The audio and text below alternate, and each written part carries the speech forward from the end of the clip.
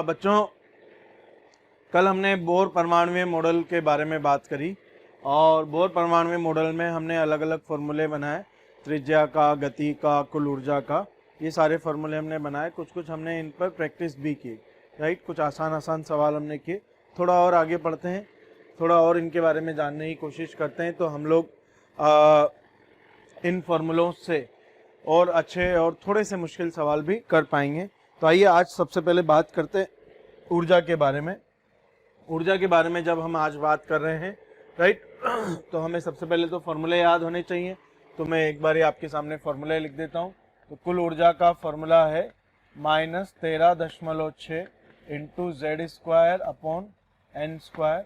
गतिज ऊर्जा का फॉर्मूला है, परिमाण समान रहेगा, बस चिन्ह बदल जाएगा, तो +13.6 Z²/n²। स्थितिज ऊर्जा का सूत्र है, चिन्ह समान रहेगा लेकिन 2 गुना परिमाण हो जाएगा। तो इस तरह से हमारे पास इन तीनों ऊर्जाओं के सूत्र थे। इन तीनों ऊर्जाओं के सूत्र में अगर हम ध्यान से देखें तो ये हमने प्रैक्टिस कर लिए थे, वैल्यूज हमने निकाल ली थी, राइट। साथ ही साथ जाते जाते मैंने एक चीज और बताई थी कि जब भी फोटोन आएगा, अवशोषित होगा या उत्सर्जित होगा, तो उस फोटोन की ऊर्जा जो होगी हमेशा E उच्च माइनस E निम्न होगी, राइट। E उच्च और E निम्न जब होगी तो हम बात कर रहे होंगे क्या होगी भाई। तो हमने इसे और डिटेल में सॉल्व करके लिख लिया था कि ये कुछ ऐसी होगी।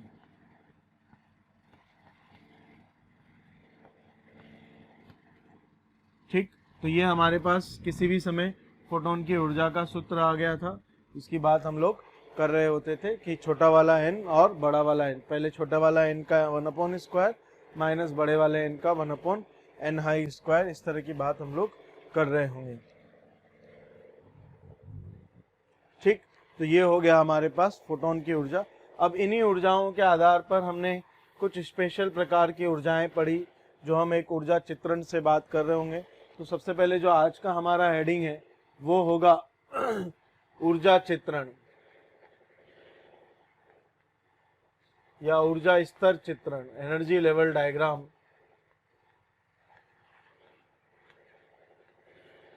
राइट, इसकी बात हम लोग कर रहे होंगे, अलग अलग ऊर्जा स्तरों के और उनके बीच अंतर की बात हम लोग कर रहे होंगे। बिना चित्र बनाए मैंने ऊर्जा के अंतर आपको कल कैलकुलेट करवाई दिए थे। तो आइए बात करते हैं कि चित्र में जब हम बात कर रहे होंगे तो हमारे पास क्या स्पेशल है ऐसा इनके बारे में। तो ये मान लीजिए मैंने सबसे नीचे जो बनाई है ये n=1 बनाई है, फिर मैंने यहाँ पर n=2 बनाई है, फिर ये मैंने यहाँ पर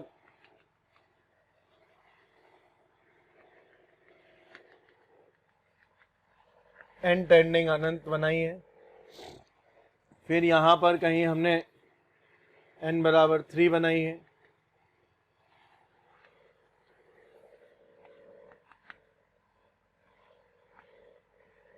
ठीक, उस तरह से n=4 होगी। अब अगर हम ध्यान दें तो n=1 की वैल्यू है हमारे पास -13.6 गुणा Z²। E2 की वैल्यू है हमारे पास -3.4 गुणा Z²। E3 का वैल्यू है हमारे पास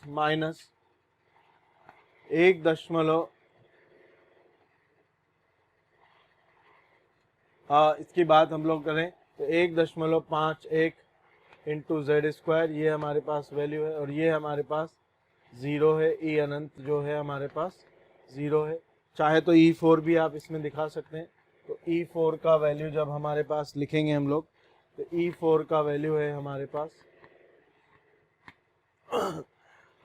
0.84 या 85 electron volt into Z² minus के साथ।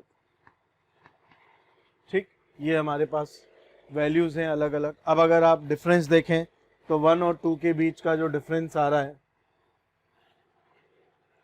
वो है 10.2 इलेक्ट्रॉन वोल्ट, और अगर आप ऐसे देखें तो 2 और इनफाइनाइट के बीच का डिफरेंस आ रहा है 3.4 इलेक्ट्रॉन वोल्ट। अगर 10.2 को मैं लिख दूं तो मैं लिख सकता हूँ 3.4 इंटू 3 इलेक्ट्रॉन वोल्ट। इसका मतलब यदि ये डिफरेंस 3 डेल्टा के बराबर है तो ये डिफरेंस किसके बराबर है? डेल्टा के बराबर। यानी 1 से 2 जाने का और 2 से इनफाइनाइट के जो डिफरेंस का रेशो है, तो हमारे पास एक इम्पोर्टेंट जानकारी आती है यहाँ से। क्या आती है बच्चों? वो दैट E2 माइनस E1 जो है वो E इनफाइनाइट माइनस E2 का 3 गुना है। राइट, ये हमारे पास एक काम की जानकारी है कि हमारे पास जो डिफरेंस है 10.2 इलेक्ट्रॉन वोल्ट का, वो 3 डेल्टा आ रहा है। इसका मतलब 2 से अनंत जाने में यदि x जूल ऊर्जा चाहिए तो 1 से 2 जाने में 3x जूल ऊर्जा चाहिए। इसका मतलब सबसे मुश्किल काम 1 से 2 जाने में है, बाकी 2 से इनफाइनाइट अगर 1 से 2 चला गया तो वो उसके कंपैरिजन में आसान होगा। और हम अगर बात करें तो 1 से 2 हमें डिफरेंस पता लग गया।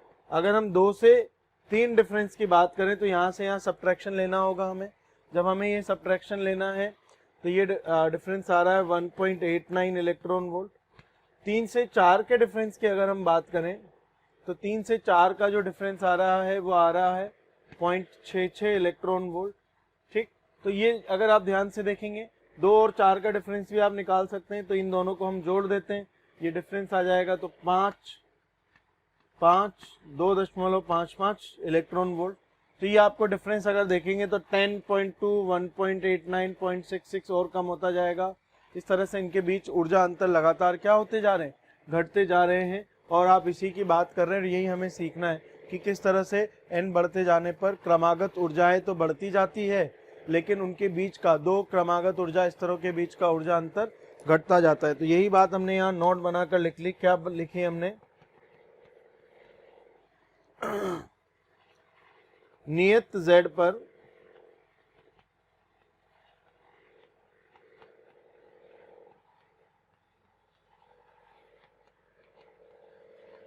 n का मान बढ़ाए जाने पर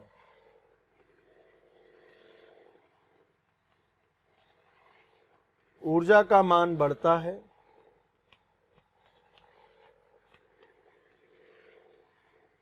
परंतु दो क्रमागत ऊर्जा स्तरों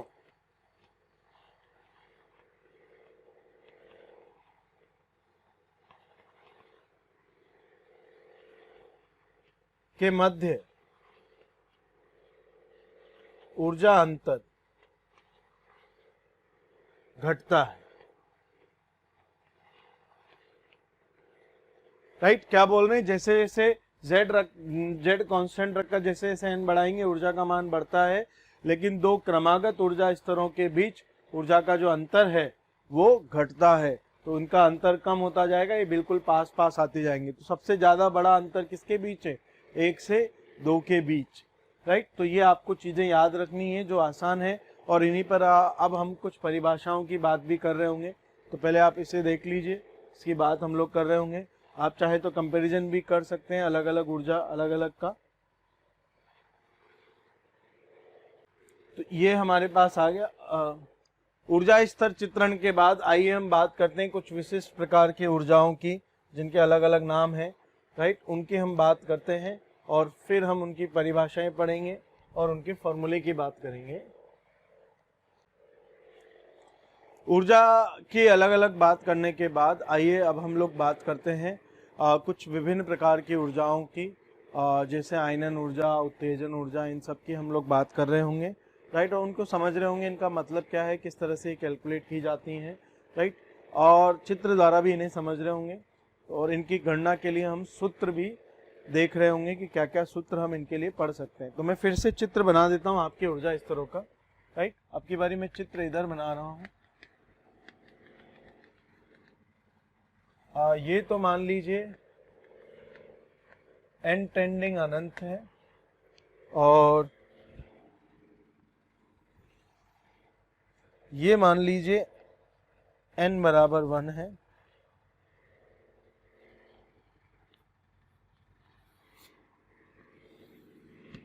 और ये मान लीजिए n बराबर 2 है।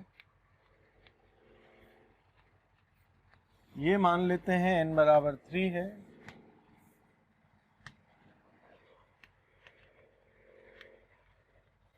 और लेट जस्ट से ये n बराबर 4 है, और मान लेते हैं ये n बराबर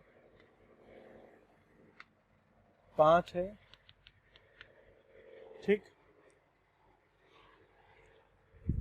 सबसे पहले तो इनके नाम की हम बात करें तो इनके जब हम नाम की बात करते हैं तो इसे कहा जाता है मूल अवस्था, या अंग्रेजी में कहते हैं ग्राउंड स्टेट। क्या कहते हैं इसे? मूल अवस्था। इसे कहते हैं फर्स्ट उत्तेजित अवस्था, या बोलते हैं फर्स्ट एक्साइटेड। इसे बोलते हैं सेकंड उत्तेजित, या बोलते हैं सेकंड एक्साइटेड। ये हो गई आपकी थर्ड उत्तेजित, ये हो गई आपकी फोर्थ उत्तेजित। इस प्रकार अगर मैं एक लाइन यहाँ बना दूं, एक ऊर्जा स्तर मैंने ये बना दिया इस तरह से, ये nth ऊर्जा स्तर है तो ये हो जाएगी n-1th उत्तेजित।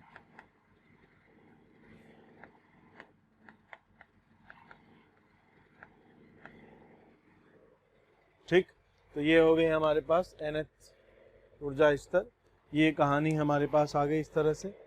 ठीक, अब हमारे पास अलग अलग परिभाषाएं हैं। तो सबसे पहले तो ध्यान देने वाली बात ये है कि अगर ये मूल अवस्था है तो इसके बाद की सारी अवस्थाएं उत्तेजित अवस्थाएं हैं, प्रथम, द्वितीय, तृतीय, फोर्थ, इस तरह से। तो n बराबर 2 हो गई पहली उत्तेजित, n बराबर 3 हो गई दूसरी उत्तेजित, n बराबर 4 हो गई तीसरी उत्तेजित, n बराबर 5 हो गई चौथी उत्तेजित। इस तरह की हमारे पास कहानी हो गई। अब इन सब में हमने जो सबसे पहले पढ़ा, हमें जो सबसे पहले पढ़ना है वो पढ़ना है हमें आयनन ऊर्जा। किसकी बात करनी है हमें? सबसे पहले आयनन ऊर्जा की बात हमें करनी है। अंग्रेजी में कहेंगे आयनाइजेशन एनर्जी।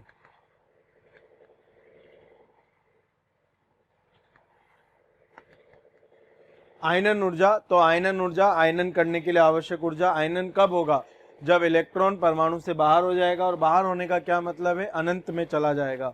राइट, तो अगर आप परिभाषाएं लिखना चाहें तो आयनन करने के लिए आवश्यक ऊर्जा, परमाणु के आयनन के लिए आवश्यक ऊर्जा, सबसे पहली और बेसिक परिभाषा ऐसे लिख सकते हैं।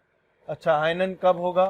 तो आयनन तब होगा जब इलेक्ट्रॉन परमाणु के बाहर चला जाएगा। परमाणु के बाहर जाने का क्या मतलब है? n बराबर अनंत में चला जाएगा। अभी कहाँ है? n बराबर 1 में। तो 1 से कहाँ ले जाना है? अनंत में। तो अनंत में जब ले जाना है तो हमारे पास जो इसकी टेक्निकल डेफिनेशन है वो क्या है? वो है परमाणु के बोर परमाणु मॉडल में इलेक्ट्रॉन को मूल अवस्था से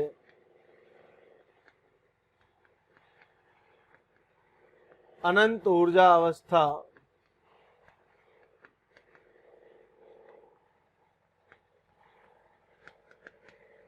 में ले जाने के लिए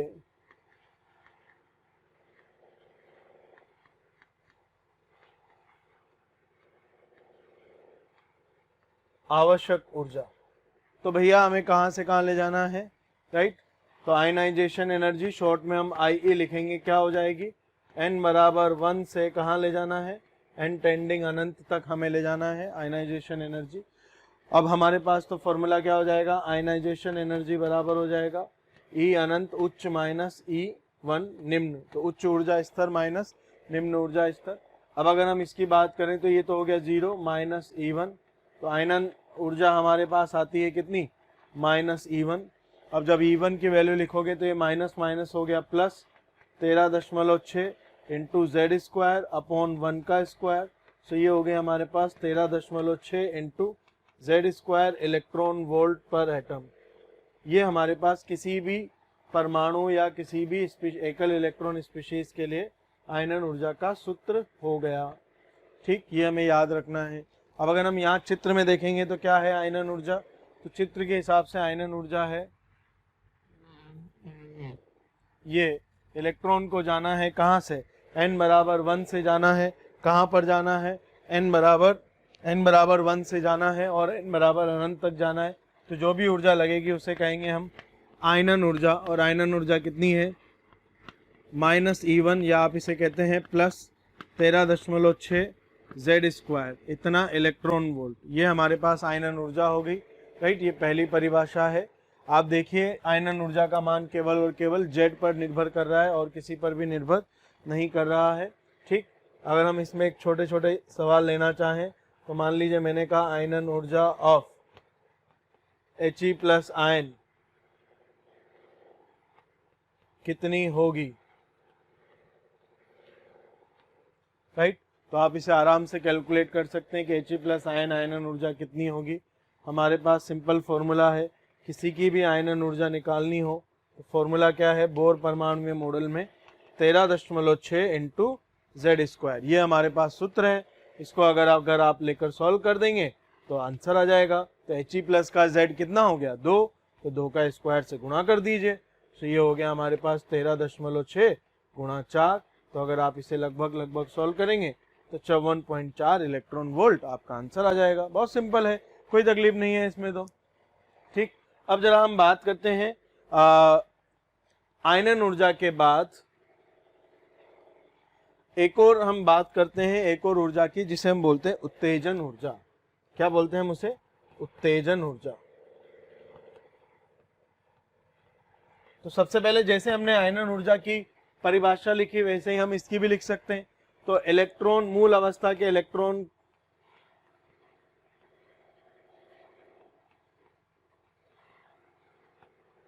को उत्तेजित करने के लिए आवश्यक ऊर्जा।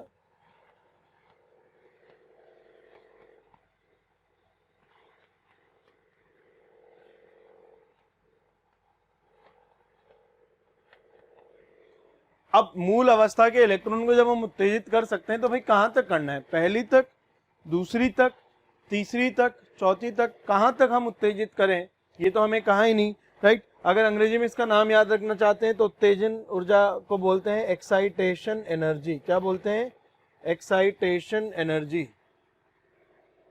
उत्तेजन ऊर्जा को बोला जाता है एक्साइटेशन एनर्जी, ठीक।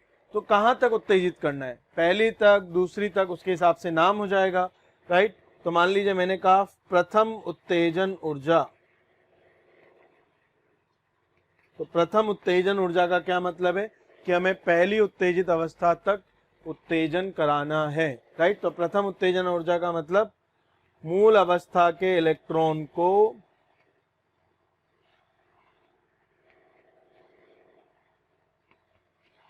फर्स्ट उत्तेजित अवस्था तक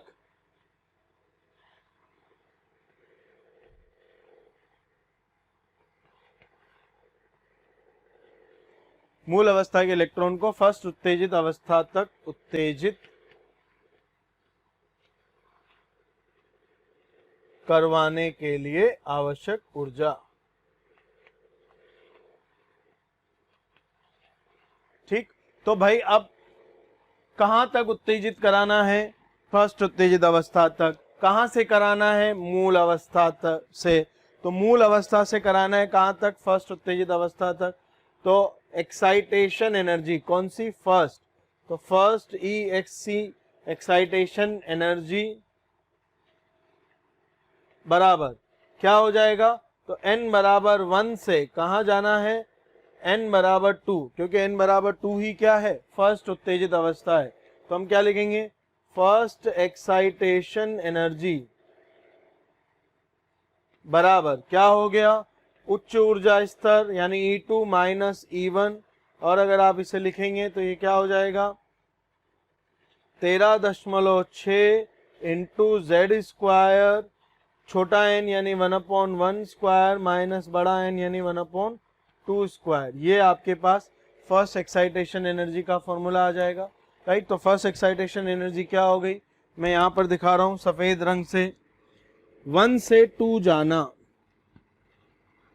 ये हो गई हमारे पास फर्स्ट एक्साइटेशन एनर्जी बराबर क्या हो जाएगी, E2 - E1। अब जरा मैं चित्र में ही समझाने की कोशिश कर रहा हूं। द्वितीय उत्तेजित ऊर्जा या द्वितीय उत्तेजन ऊर्जा क्या होगी, जब हमें द्वितीय उत्तेजित अवस्था में जाना हो। तो ये गए हम द्वितीय उत्तेजित अवस्था में, कहां से जाना हो, मूल अवस्था से जाएंगे तभी कहलाएगा उत्तेजन। तो उत्तेजन करना है, कहां तक करना है? द्वितीय उत्तेजित अवस्था तक। तो ये क्या कहलाएगा? सेकंड उत्तेजन ऊर्जा। क्या कहलाएगा ये? सेकंड उत्तेजन ऊर्जा। थैंक यू बच्चों, आप सब लोग हमारे वीडियोस देख रहे हैं। आप अगर इन वीडियोस के थ्रू एनरोलमेंट चाहते हैं तो डिस्क्रिप्शन में दिए हुए लिंक पर क्लिक करके अपना एनरोलमेंट सुनिश्चित कर सकते हैं।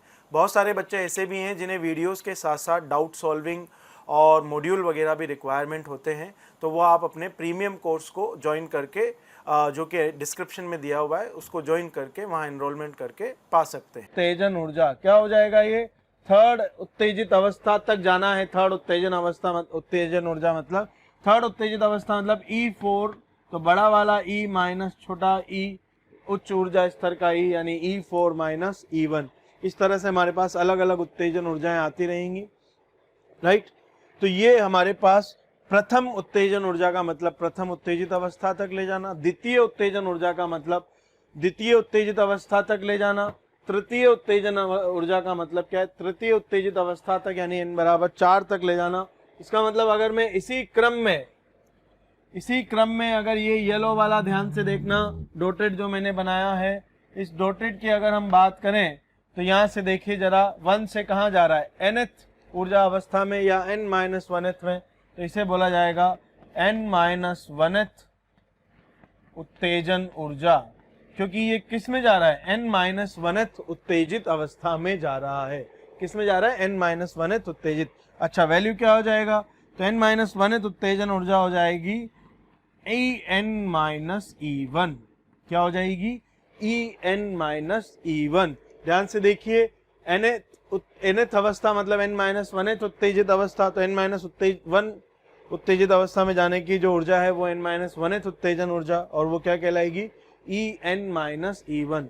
इसका मतलब अगर मैं यहाँ पर लिख दूं, जरा ध्यान से देखना, इसी को देखकर लिख रहा हूं, nth उत्तेजन ऊर्जा, अगर हम लिखें nth उत्तेजन ऊर्जा, तो इसका मतलब क्या है? तो nth उत्तेजन ऊर्जा का मतलब है कि 1 से मूल अवस्था से कहां जाना?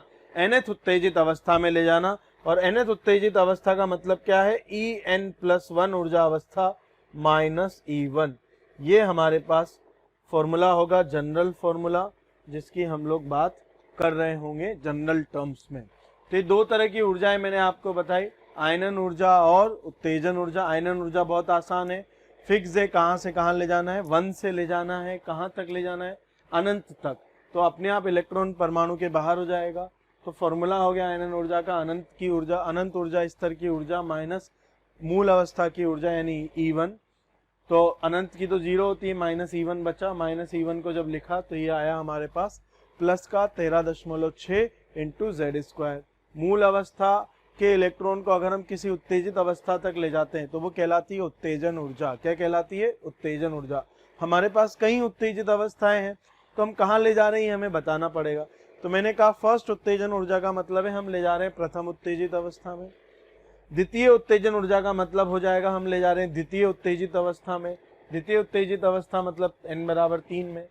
तृतीय उत्तेजन ऊर्जा का मतलब हो गया हम थर्ड उत्तेजित अवस्था में ले जा रहे हैं। तृतीय उत्तेजित अवस्था का मतलब n बराबर 4 हो गया, तो फॉर्मूला हो गया E4 माइनस E1।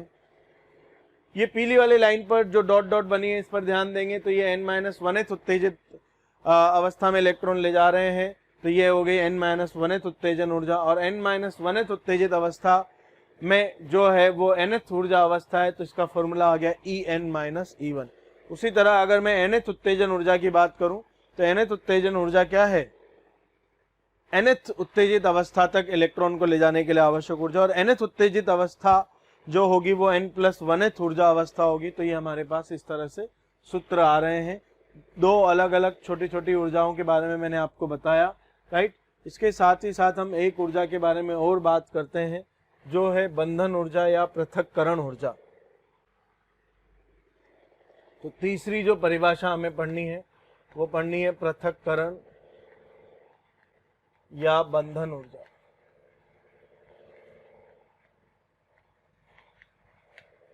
अंग्रेजी में बोलते हैं सेपरेशन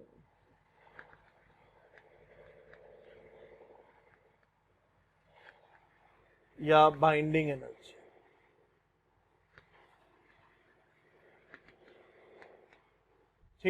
इस तरह की हमारे पास कहानी है।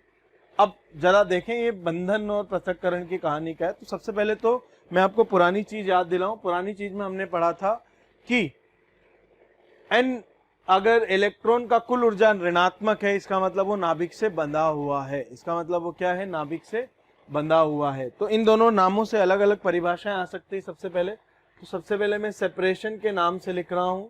सेपरेशन के नाम की अगर हम बात करें तो ये है पृथक्करण। तो पृथक्करण के नाम से अगर हम बात करें तो पृथक्करण के नाम से हो जाएगी इलेक्ट्रॉन को नाभिक के आकर्षण बल अर्थात परमाणु से पृथक करने के लिए आवश्यक ऊर्जा।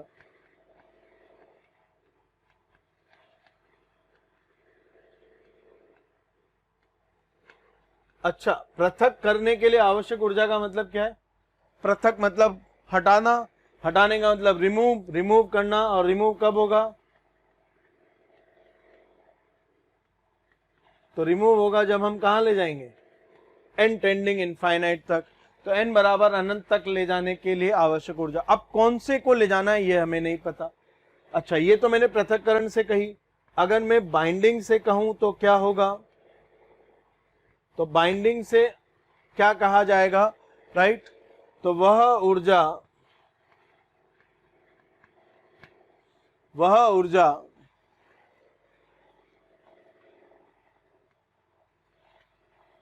जिससे इलेक्ट्रॉन नाभिक अथवा आप क्या लिख सकते हैं, परमाणु से बंधा हुआ है।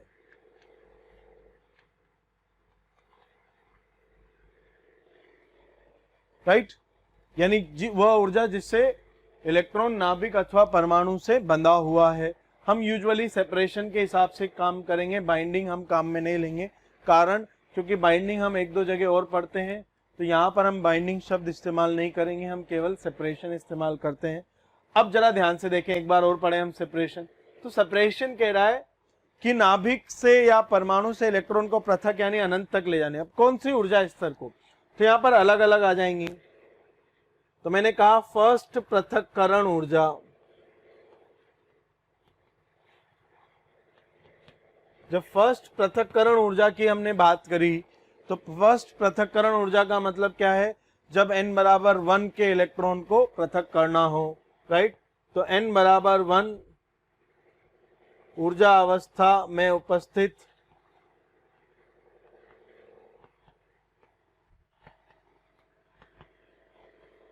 इलेक्ट्रॉन को पृथक करने यानी n टेंडिंग इनफाइनाइट तक ले जाने के लिए आवश्यक ऊर्जा।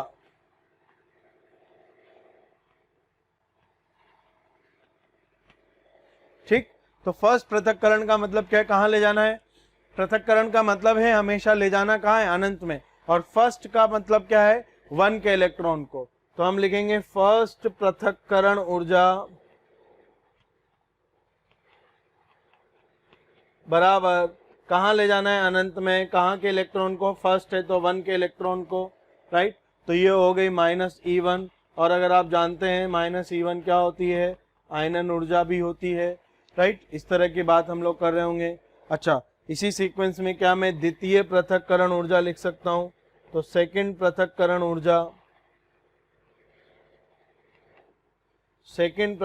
ऊर्जा की अगर हम लोग बात करें तो सेकंड पृथक्करण ऊर्जा क्या होगी? तो n बराबर 2 से कहां ले जाना, n टेंडिंग अनंत। तो सेकंड पृथक्करण ऊर्जा बराबर हो गई आपके पास E अनंत -E2। तो यहां पर भी क्या बचा, -E2। राइट? इसी तरह से अगर आप थर्ड पृथक्करण ऊर्जा की बात करेंगे तो थर्ड पृथक्करण ऊर्जा हो गई आपके पास थर्ड पृथक्करण ऊर्जा बराबर हो गई आपके पास E अनंत माइनस E3, इसका मतलब ये वैल्यू हो जाएगी केवल माइनस E3, तो ये हो गई माइनस E3। अब अगर हम बात करें तो सेकंड पृथक्करण ऊर्जा मतलब द्वितीय ऊर्जा अवस्था के इलेक्ट्रॉन को पृथक करना। अब द्वितीय ऊर्जा अवस्था के इलेक्ट्रॉन को क्या हम ऐसा बोल सकते हैं, जरा ध्यान से सुनना शब्द क्या कह रहा हूं। फर्स्ट उत्तेजित अवस्था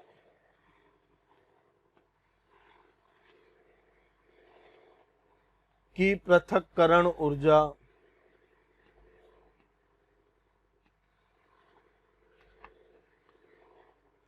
राइट। तो सेकेंड पृथक्करण ऊर्जा का मतलब क्या है, द्वितीय ऊर्जा अवस्था के इलेक्ट्रॉन को पृथक करने के लिए आवश्यक ऊर्जा, और आप इसे ये भी कह सकते हैं प्रथम उत्तेजित अवस्था की इलेक्ट्रॉन के पृथक करने के लिए आवश्यक ऊर्जा या उसकी पृथक्करण ऊर्जा। तो ये हमने तीन अलग अलग ऊर्जाएं पढ़ी, आयनन ऊर्जा, बंधन ऊर्जा यानी पृथक्करण ऊर्जा, और एक उत्तेजन ऊर्जा। तो आयनन तो मतलब आयनन करने के लिए आवश्यक यानी 1 से अनंत, उत्तेजन मतलब मूल अवस्था के इलेक्ट्रॉन को उत्तेजित करने के लिए आवश्यक, तो प्रथम उत्तेजन मतलब प्रथम उत्तेजित अवस्था तक यानी कि n बराबर 2, द्वितीय उत्तेजन यानी द्वितीय उत्तेजित अवस्था यानी n बराबर 3 तक, तृतीय उत्तेजन ऊर्जा यानी तृतीय उत्तेजित अवस्था तक यानी n बराबर 4 तक। इसलिए nth उत्तेजन ऊर्जा मतलब nth उत्तेजित अवस्था तक, और nth उत्तेजित अवस्था मतलब n+1 तक, राइट। तो ये हमारी कहानी हो गई। पृथक्करण में इलेक्ट्रॉन को नाभिक से या परमाणु से पृथक करना है यानी अनंत तक ले जाना है। कहाँ से ले जाना है, तो फर्स्ट पृथक्करण मतलब n बराबर 1 के यानी मूल अवस्था के इलेक्ट्रॉन को पृथक करना है, द्वितीय पृथक्करण यानी n बराबर 2 के इलेक्ट्रॉन को पृथक करना है, तृतीय पृथक्करण यानी n बराबर 3 के इलेक्ट्रॉन को पृथक करना है, राइट। अब अगर द्वितीय पृथक्करण की बात करें तो द्वितीय ऊर्जा एक तरह से प्रथम उत्तेजित भी है, तो आप ऐसे कह सकते हैं प्रथम उत्तेजित अवस्था की पृथक्करण ऊर्जा क्या हो गई, द्वितीय पृथक्करण ऊर्जा, क्योंकि प्रथम उत्तेजित क्या है, द्वितीय ऊर्जा अवस्था है, तो द्वितीय ऊर्जा अवस्था राइट के इलेक्ट्रॉन को पृथक करने के लिए आवश्यक ऊर्जा दैट इज द्वितीय पृथक्करण ऊर्जा, और फॉर्मूला क्या हो गया -E2, राइट। उसी तरह तृतीय उत्तेजित अवस्था की अगर हम बात करेंगे तो n बराबर 4 है, तो यहां से इलेक्ट्रॉन को जब पृथक करना होगा तो ये हो जाएगा E4 से E इनफाइनाइट तक, ठीक। तो ये जो आयनन ऊर्जा है क्या हम इसी को नाम दे सकते हैं फर्स्ट सेपरेशन एनर्जी। किसी भी परमाणु के लिए आयनन ऊर्जा ही उसकी क्या होगी, प्रथम उत्तेजित अवस्था। और अगर आगे बात करें तो ये जो ऊर्जा अवस्था आएगी ये आ गई हमारे पास सेकंड सेपरेशन एनर्जी। क्या आ गई ये, सेकंड सेपरेशन एनर्जी। यहां से अगर हम बात करें तो ये आ गए हमारे पास थर्ड सेपरेशन एनर्जी, ठीक। इस तरह की अगर हम बात कर रहे होंगे तो n बराबर 4 से जब अनंत जाएंगे तो ये हो जाएगी फोर्थ सेपरेशन एनर्जी, ठीक। इस तरह की बात हम लोग कर रहे होंगे, राइट। तो ये हमारे पास अलग अलग परिभाषाएं होगी। अब मैं एक साथ तीनों के फॉर्मूले लिख देता हूं और फिर हम तीनों पर सवाल कर रहे होंगे। सबसे पहले तो पढ़ा हमने आयनन ऊर्जा। आयनन ऊर्जा का फॉर्मूला सिंपल है -E1, या आप बात करें इसे डायरेक्ट तो 13.6 Z²। फिर हमने उत्तेजन ऊर्जा, तो मैं लिखता हूं nth उत्तेजन ऊर्जा। तो nth उत्तेजन ऊर्जा का मतलब हो गया nth उत्तेजित अवस्था में ले जाना, और nth उत्तेजित अवस्था का मतलब हो गया n+1 में ले जाना। तो ये हो गया 13.6 Z² 1 - 1/n+1², ठीक। फिर हमने लिखा nth पृथक्करण ऊर्जा। तो nth पृथक्करण ऊर्जा मतलब nth ऊर्जा अवस्था के इलेक्ट्रॉन को, ध्यान देना यहाँ nth उत्तेजन ऊर्जा का मतलब है nth उत्तेजित अवस्था, राइट। ये ध्यान रखना, उत्तेजन में उत्तेजन अवस्था है, और कुछ नहीं लिखा उत्तेजन नहीं लिखा हो तो सामान्य अवस्था है। तो nth पृथक्करण मतलब nth अवस्था, ठीक। तो यहाँ हो गया ये -En, जब -En हो गया तो ये हो गया 13.6 Z²/n², ठीक। और इन सब में एक काम की बात करी कि n का वैल्यू अगर 1 होगा तो यानी फर्स्ट पृथक्करण ऊर्जा बराबर आयनन ऊर्जा के बराबर होगी। ये तीन तो हमारे फॉर्मूले हो गए जिन पर हम कुछ कुछ सवाल प्रैक्टिस करते हैं। आइए तो एक एक करके हम सभी के सवाल लेते हैं। बच्चों अगर आप ये 3 फॉर्मूले के बाद आइए हम लोग कुछ कुछ प्रैक्टिस करते हैं अलग अलग सवालों की। ठीक, तो सबसे पहले मैं एक आसान सा सवाल लिख रहा हूँ आप लोगों के लिए, जरा देखिए वो आसान सा सवाल क्या है और उससे किस तरह से सवाल बनेगा। तो मैंने बहुत सिंपल लिखा, He प्लस आयन के लिए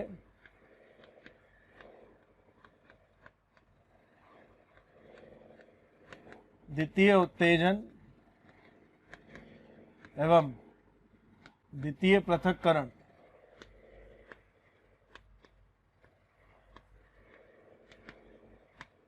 प्यारे बच्चों, अगर आपको हमारे वीडियोस पसंद आ रहे हैं तो आप इन्हें लाइक करें और शेयर करें।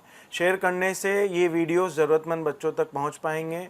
और अंत में मैं ये कहना चाहता हूं कि आप अगर इसी तरह से लाइक और शेयर करते रहे, राइट, तो हमारी मोशन की पूरी टीम मोटिवेटेड रहेगी ताकि हम और बेहतर से बेहतर वीडियोज़ और कंटेंट आप लोगों तक पहुँचा सकें।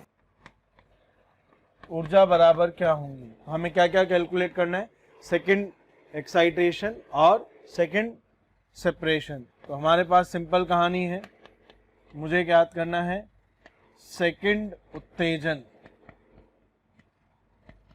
सेकेंड उत्तेजन ऊर्जा ज्ञात करनी है। सेकेंड उत्तेजन ऊर्जा अगर मैं वहां से देखूं तो क्या होगी, तो सेकेंड उत्तेजन ऊर्जा होगी E3 माइनस E1। बस इतना लिखा और हमारा काम हो गया। तो E3 माइनस E1 क्या होगा बच्चों, 13.6 Z स्क्वायर, एक छोटा मतलब और बाद में बड़ा, तो ये हो गया 13.6। और He प्लस आयन के लिए इसका मतलब 2 का स्क्वायर और ये 1 माइनस 1/9, सो 8/9, 13.6 इंटू 4 इंटू 8/9।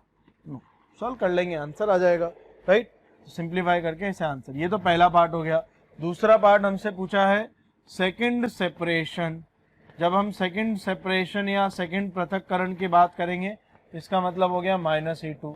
-E2 कितना हो गया, 13.6 इंटू Z स्क्वायर यानी हीलियम 2 स्क्वायर और E2 यानी 2 स्क्वायर, सो ये हो गया 13.6 इलेक्ट्रॉन वोल्ट।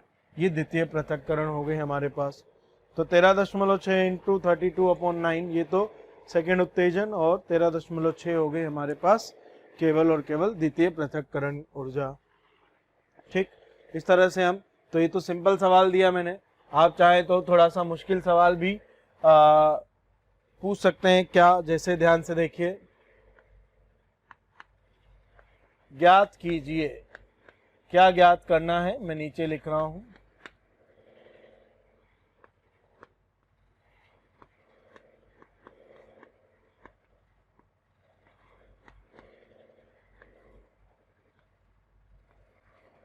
थर्ड उत्तेजन ऊर्जा ऑफ Li+2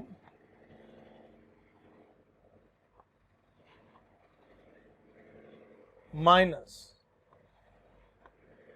फोर्थ पृथक्करण ऊर्जा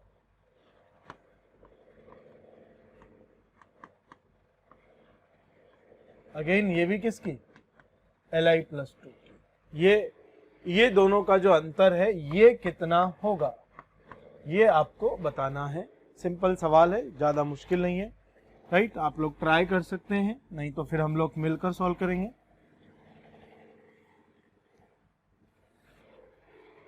तो बहुत आसान सवाल, तीसरी उत्तेजित उत्तेजन ऊर्जा यानी तीसरी उत्तेजित अवस्था तक ले जाना, और तीसरी उत्तेजित अवस्था तक ले जाना यानी तो ये हो गया E4 minus E1 minus, right. चौथी पृथक्करण ऊर्जा, चौथी पृथक्करण ऊर्जा यानी चौथी को उड़ाना, तो ये -E4, राइट। तो अगर हम यहाँ पर बात करें तो ये हो गया 2 गुणा E4 माइनस E1। सिंपल है, सॉल्व कर लीजिए, आंसर आ जाएगा। तो 2 गुणा 13.6 इंटू Z यानी 3 का स्क्वायर अपॉन 4 का square minus minus plus, sorry ये माइनस रह जाएगा, plus 13.6 into 3 square upon 1 square. Solve कर लेंगे, आंसर आ जाएगा, राइट। सो ये हो गया 13.6 गुणा 9, ये तो बाहर, और यहाँ से 1 माइनस ये 1/16 तो 1/8, राइट। तो इस तरह से हमारे पास डायरेक्ट आंसर आ गया, ये जो भी हमसे पूछा हुआ था। अब ज़रा ध्यान से देखिए, अगर यहाँ प्लस होता, यहाँ अगर प्लस होता तो यहाँ पर फिर से प्लस होता, जब यहाँ प्लस होता तो ये तो हो गया था खत्म, ये कैंसिल आउट हो गया था, केवल क्या बचता, -E1 बचता, और -E1 आप आराम से सॉल्व कर सकते थे। तो इस तरह से छोटे छोटे सवाल हम लोग सॉल्व कर सकते हैं। अंतर के साथ साथ हम अनुपात भी पूछ सकते हैं। ये अनुपात वाला क्या सवाल हो सकता है, तो सेकंड उत्तेजन ऊर्जा किसके लिए, हाइड्रोजन के लिए, अपॉन थर्ड पृथक्करण ऊर्जा किसके लिए, He+ आयन के लिए। ये अनुपात हमें बताना है क्या होगा, राइट। तो आसान सवाल है, आप लोग ट्राई कर सकते हैं इसे, 1 मिनट का समय है। तो भैया सेकंड उत्तेजन ऊर्जा की बात अगर हम लोग करें तो सेकंड उत्तेजन ऊर्जा का मतलब हो गया द्वितीय उत्तेजित अवस्था। द्वितीय उत्तेजित अवस्था मतलब E3 - E1, और ये किसके लिए बात करनी है, हाइड्रोजन के लिए, डिवाइडेड बाय थर्ड पृथक्करण यानी तीसरी ऊर्जा, तो ये हो गया -E3 किसके लिए, He+ के लिए। तो जरा वैल्यू लिखते चलते हैं, E3 - E1 हाइड्रोजन के लिए तो 13.6, 1 स्क्वायर, अंदर छोटा वाला 1 का स्क्वायर,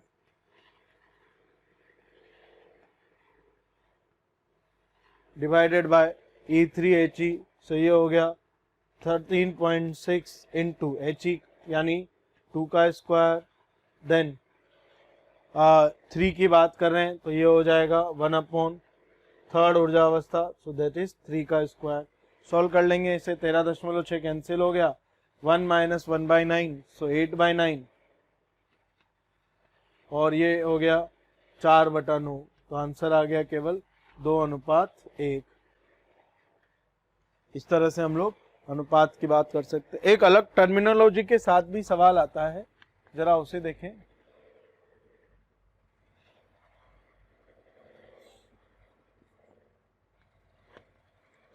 फोर्थ उत्तेजन ऊर्जा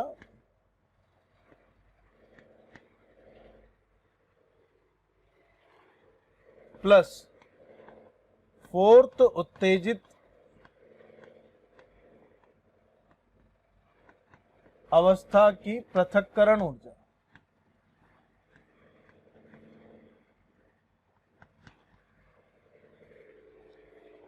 राइट। क्या आएगा जरा ध्यान से देखें।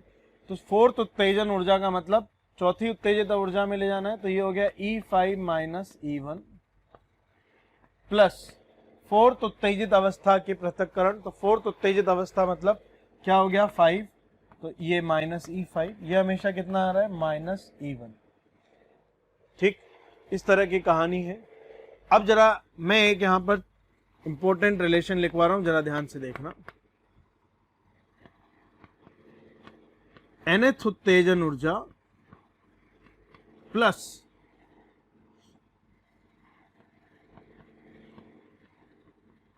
nth उत्तेजित अवस्था की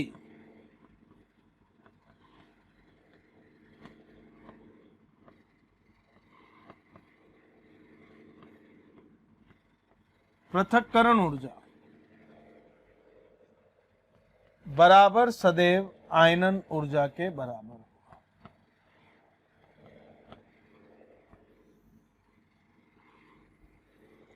अच्छा, इसका डेरिवेशन देख लेते हैं भाई, क्या होगा इसका डेरिवेशन। तो nth उत्तेजन क्या होगा, En+1 - E1 प्लस nth उत्तेजित अवस्था की पृथक्करण यानी -En+1, तो ये क्या बच रहा है, -E1 सदैव।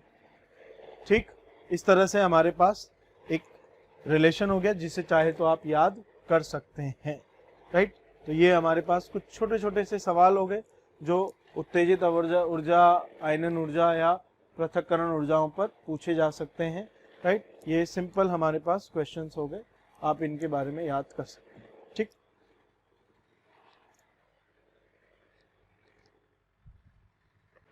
बच्चों ये फॉर्मूले हमने पढ़ ही लिए अभी अभी हमने, और इनके कई सारे सवाल भी कर लिए।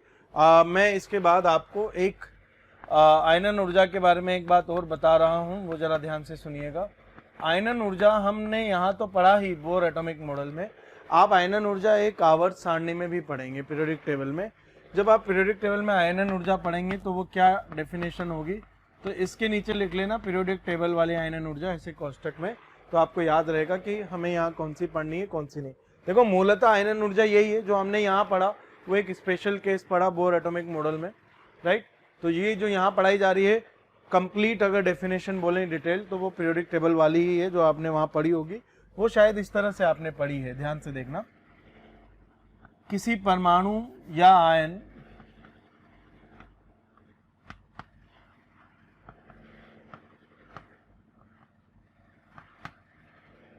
राइट, और परमाणु या आयन के साथ साथ आपको लिखना है किसी विलगित गैसीय परमाणु या आयन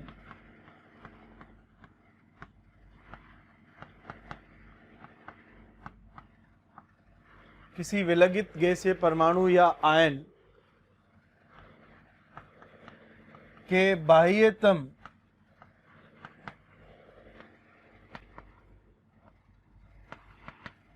कोश में उपस्थित इलेक्ट्रॉन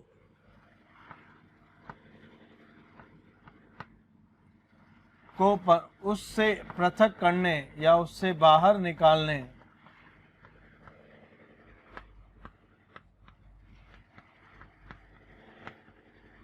के लिए आवश्यक ऊर्जा।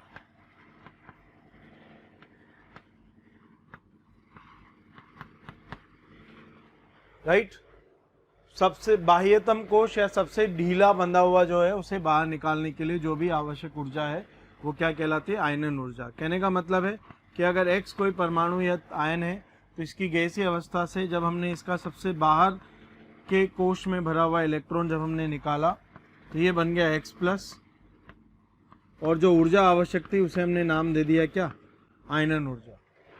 अब हो सकता है किसी X में से एक के बाद दूसरा भी इलेक्ट्रॉन निकाला जा सकता हो, दूसरे के बाद तीसरा भी निकाला जा सकता हो,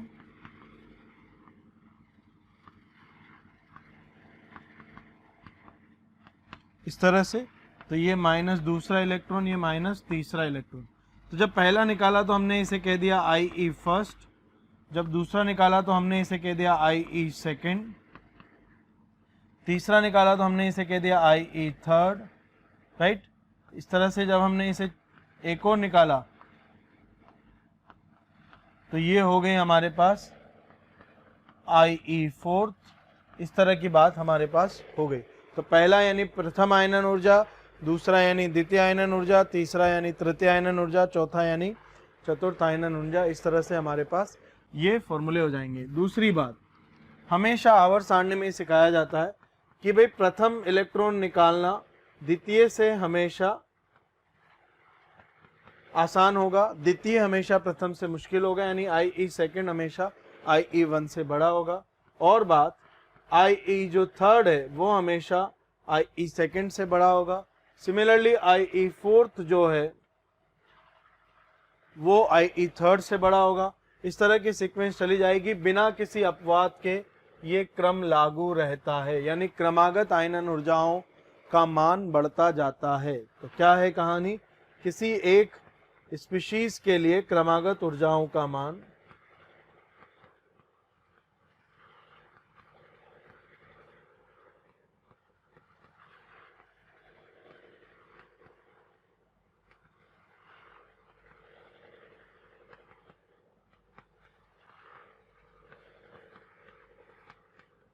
बढ़ता जाता है। अच्छा, क्रमागत ऊर्जाएं कौन सी, तो क्रमागत आयनन ऊर्जाओं का मान बढ़ता जाता है, पूरा लिखेंगे, ठीक। अब जैसे मुझसे पूछा जाए, ध्यान से देखना, बोरोन की पंचम आयनन ऊर्जा बराबर क्या होगी। बोरोन एक तत्व है जिसका परमाणु क्रमांक 5 होता है, हम सब जानते हैं। उसकी पंचम आयनन ऊर्जा क्या होगी, ये मुझसे पूछा जाए तो सबसे पहले तो, अब मेरे पास तो कोई फॉर्मूला नहीं है, मैं तो केवल बोर मॉडल वाला फॉर्मूला जानता हूं, तो हो सकता है कहीं ना कहीं बोर मॉडल वाला ही फॉर्मूला लगे। तो मैंने जब बोरोन में से, सॉल्यूशन लिख रहे हैं हम इसका, जब मैंने बोरोन में से पहला इलेक्ट्रॉन निकाला तो ये हो गया B+, यानी ये हो गया माइनस सॉरी IE फर्स्ट। जब हमने दूसरा रिमूव किया तो ये हो गया B2 प्लस, यहां ऊर्जा लगी IE सेकेंड। जब तीसरा रिमूव किया